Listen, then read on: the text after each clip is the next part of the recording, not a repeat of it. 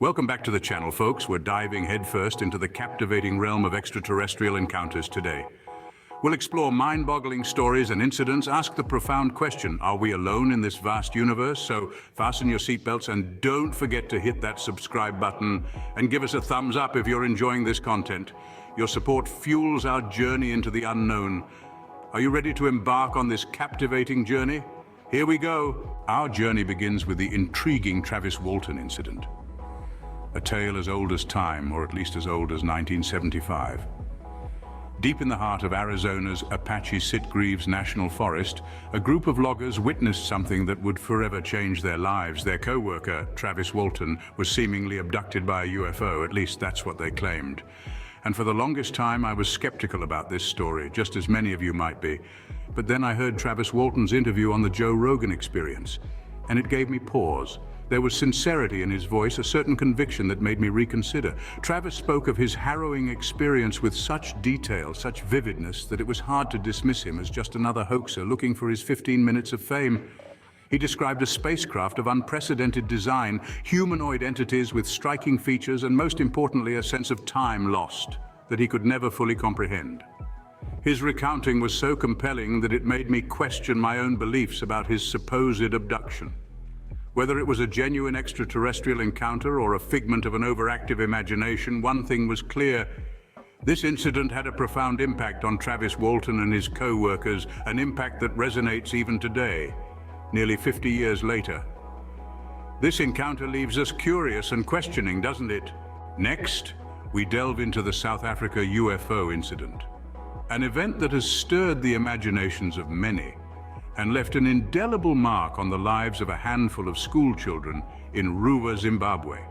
This incident, which took place on the morning of September 16, 1994, is among the most compelling cases of potential extraterrestrial contact. It was just another school day for the 62 children at Ariel School. Suddenly, they found their ordinary day turned extraordinary as they spotted a shiny, hovering object in the sky. It wasn't a plane, it wasn't a helicopter, it was something else entirely. The children reported that this object landed, or rather, floated down onto the school grounds. The tale takes an even stranger turn as the children recount encountering beings from this unidentified object. They describe these beings as small humanoid figures with large almond-shaped eyes. The children were not just mere spectators. They claim these beings conveyed messages about the state of our world, about how we're damaging our planet. The event was investigated by Harvard psychiatrist Dr. John Mack. He collected detailed testimonies from the children who, despite their age, provided consistent and detailed accounts of the incident. This consistency in their narratives, the sheer conviction in their voices, and the absence of any apparent motive to fabricate such a story has led many to believe that these children did experience something out of the ordinary that day. Now, it's important to maintain a healthy dose of skepticism. After all, children have active imaginations and can be influenced by what they see and hear. However, it's equally important to keep an open mind. This incident remains unexplained, adding to the growing body of evidence suggesting that we may not be alone in the universe. An event that still raises eyebrows and questions, wouldn't you agree? The South Africa UFO encounter is a testament to the persistent mystery of the UFO phenomenon. It leaves us pondering the implications and our place in this vast universe. And as we continue our journey into the unknown, it reminds us to keep our eyes on the skies and our minds open to the extraordinary. Now let's shift our focus to the Tic Tac UFO case. A compelling incident that continues to baffle experts and enthusiasts alike. It involved a remarkable encounter between Navy pilots and an unidentified flying object, or UFO. Back in November of 2004, off the coast of Southern California, a group of Navy pilots on a routine training mission reported an extraordinary sighting. They described a mysterious object shaped like a tic-tac, defying the laws of physics with its breathtaking speed and maneuverability.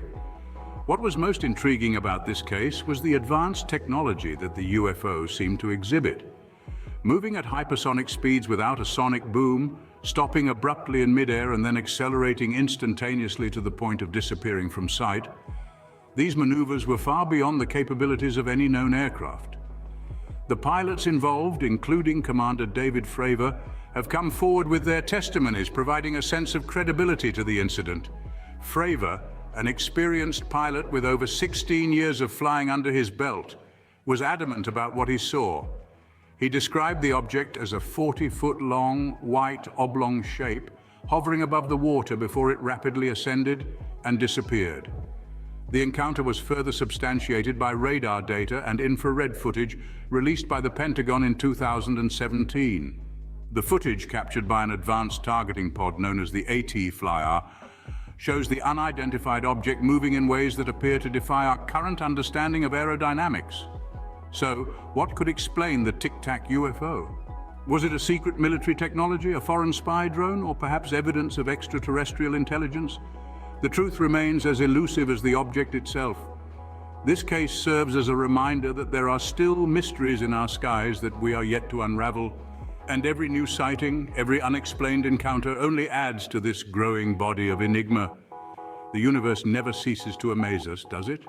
Let's revisit the ever-controversial Bob Lazar. A name that has been synonymous with the UFO lore for over 3 decades, Bob Lazar is a figure who has always been surrounded by an aura of mystery and skepticism. He burst into the public consciousness in the late 1980s, claiming to have been part of a top-secret project at a site known as S4, near the infamous Area 51. Lazar's tale is a fascinating one. He asserts that he was hired to work on reverse engineering extraterrestrial technology. According to him, the US government was in possession of 9 different alien spacecraft, and Lazar's job was to understand the propulsion system of one of these crafts. A propulsion system, Lazar claims, that defies our current understanding of physics and operates on an element called element 115, which was not synthesized on Earth until many years later.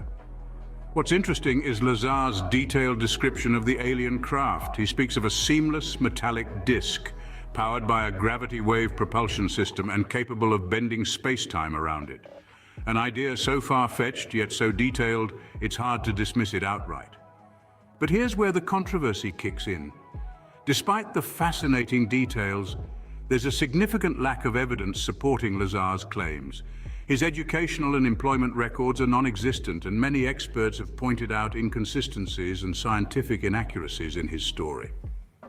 Recently, Lazar collaborated with filmmaker Jeremy Corbell, releasing a documentary in 2018 that reignited the debate around his claims.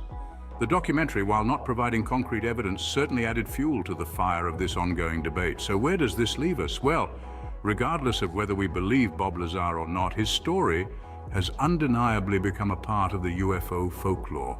His claims, while controversial, have sparked conversations, debates, and a renewed interest in the possibility of extraterrestrial technology. Bob Lazar, a controversial figure that keeps us on our toes. Our focal point today is the recent event in Mexico. Picture this, a congressional hearing, the atmosphere tense and expectant. Then the unexpected happens. A pair of mummified bodies are unveiled, causing a ripple of astonishment to sweep through the room. These aren't just any mummies, these are claimed to be extraterrestrial in origin. Yes, you heard that right, extraterrestrial. The intention behind this bold presentation? To reignite governmental interest in UFOs and unidentified phenomena? Imagine the scene, the stunned silence, the sudden burst of chatter as the implications sink in. But as with all things extraordinary, controversy isn't far behind. Questions about the authenticity of these mummified bodies have emerged. Could there be an underground market for fake alien mummies? Could this be a clever ruse or a genuine revelation? The truth remains elusive, but one thing's for sure. This is a presentation that has left us all in awe and disbelief. But let's not forget to question and scrutinize. As we delve deeper into these extraterrestrial tales, skepticism is key. One must wonder, are these mummified bodies genuinely otherworldly? Or are they a product of a flourishing black market for counterfeit alien artifacts? While the prospect of alien life is thrilling, we must also consider the potential harm such fabrications could cause to archaeological integrity. The truth is often stranger than fiction, but skepticism keeps us grounded. As we come to a close, let me share a bit about my own fascination with this topic. Ever since I was a child, the universe has been a source of endless wonder for me, a playground for my imagination. The possibility of life beyond our own planet, of civilizations unknown, has always stirred a deep curiosity within me. It's this fascination that drives me to explore, to question, to share these stories with you. I hope this journey has sparked your curiosity as much as it has mine.